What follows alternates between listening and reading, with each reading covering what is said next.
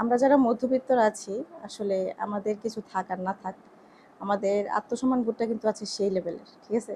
তো আমাদের সমস্যাগুলো কিন্তু আমরা কাউকে বলতে পারি না। বিশেষ করে যে আমাদের টাকা পয়সার সমস্যাটা, ওইটা তো বলাই যাবে না। ওই যে আত্মসম্মান বোধ, তারপরেও যদি ভুলেও কাউকে বলেও ফেলি, তখন উত্তরটা কি আসে জানেন? আরে তোমাদের কি টাকার সমস্যা নাকি, টাকা পয়সার অভাব নাকি তোমাদের? তো বলেন কিভাবে বলবো? মানে তাদেরকে আমরা কিভাবে বলবো, কিভাবে বোঝাবো আসলে?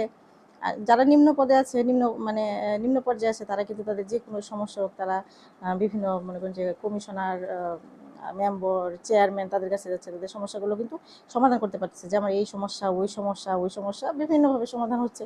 আর যারা মনে করেন যে উচ্চপদস্থ কর্মকর্তা, বড়লোক যারা আর কি, সেও হতে পারে সরকারি বা বেসরকারি চাকরিজীবী, উচ্চপদস্থ কর্মকর্তা আছে, বা বড় সেই হাই লেভেলের যারা ব্যবসায়ী আছে, তাদের তো সমস্যা হবে তো দূরের কথা, তাদের তো মনে করেন যে টাকা কোথায় খরচ করবে সেই জায়গাটাই পাচ্ছে না, ঠিক আছে না?